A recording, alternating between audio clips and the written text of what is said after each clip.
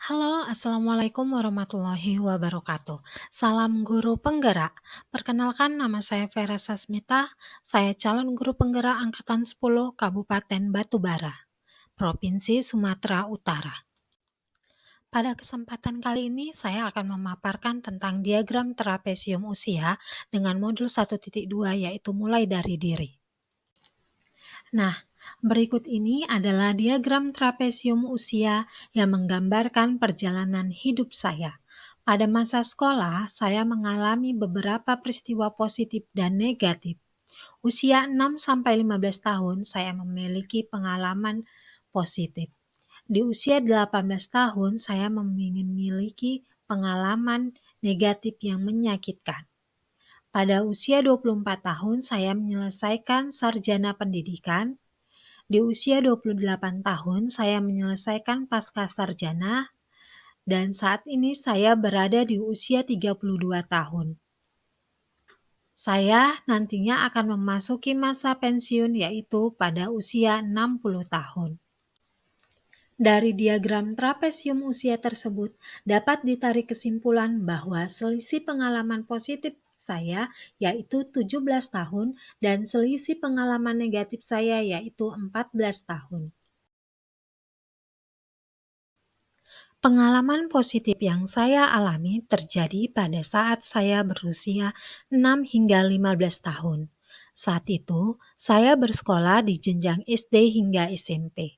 Pada saat itu adalah masa emas di mana pembelajaran sangat membahagiakan dan mudah untuk diterima dan mendapatkan apresiasi dari guru.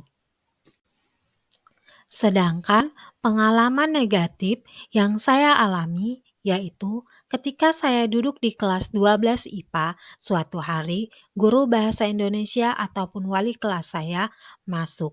Beliau menceritakan tentang rencana perpisahan yang akan dilakukan dengan mengusung pembelian jaket perpisahan. Namun pada saat itu orang tua saya memiliki kendala sehingga saya tidak bisa ikut untuk membeli jaket persatuan kelas. Akhirnya beliau mengatakan sesuatu yang tidak enak untuk didengar di depan kelas. Saya sangat malu, marah, dan kecewa dengan cara beliau mendidik. Peristiwa ini tidak pernah saya lupakan bahkan hingga sekarang.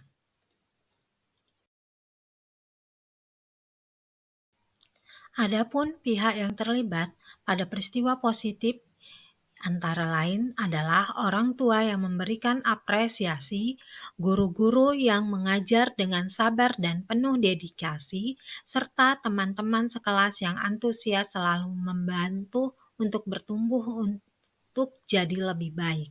Sedangkan peristiwa negatif pihak yang terlibat selain saya antara lain wali kelas 12 IPA yang sangat baik dalam melakukan pembelajaran di kelas.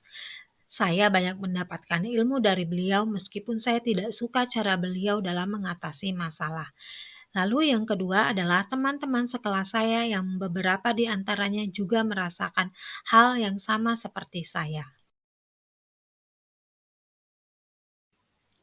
Pada pengalaman positif yang saya alami, dampak emosi yang saya rasakan yaitu saya merasa bahagia, saya merasa tertarik untuk belajar karena gurunya, saya merasa takjub dengan guru-guru saya dalam pembelajaran, saya merasa bangga dengan usaha yang saya lakukan, saya merasa kagum dengan cara berpikir guru saya merasa bersyukur karena saya hadir di antara teman-teman saya merasa percaya diri berada di dalam kelas.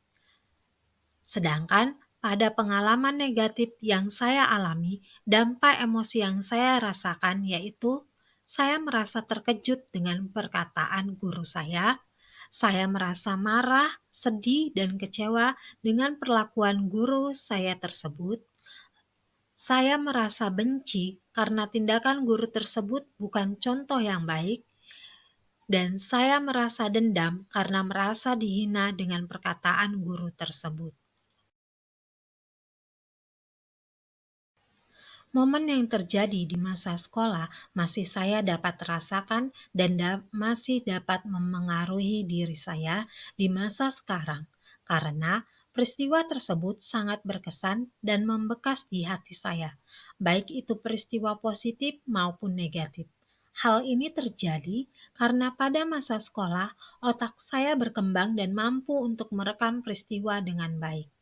Pengalaman positif mendorong saya untuk berjuang sampai saat ini, sedangkan pengalaman negatif menstimulasi otak saya untuk membentengi diri dan selalu waspada hingga sekarang.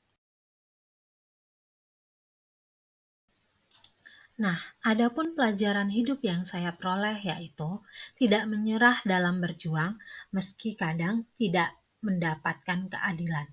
Terus belajar menuntun murid secara adil dan bijaksana.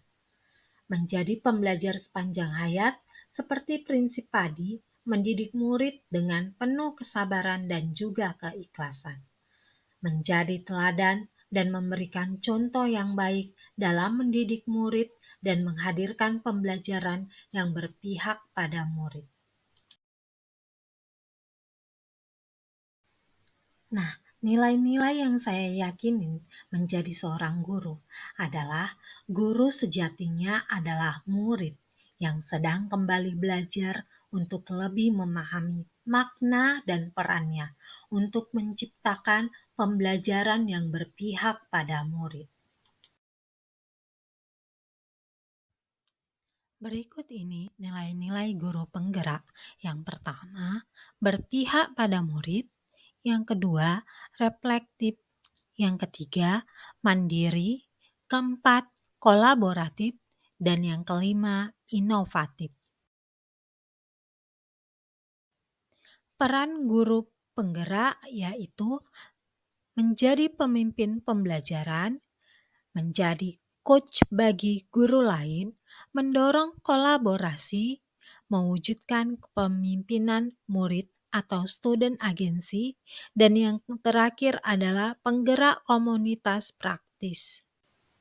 Nah, demikianlah pemaparan dari saya tentang refleksi, nilai, dan peran guru penggerak.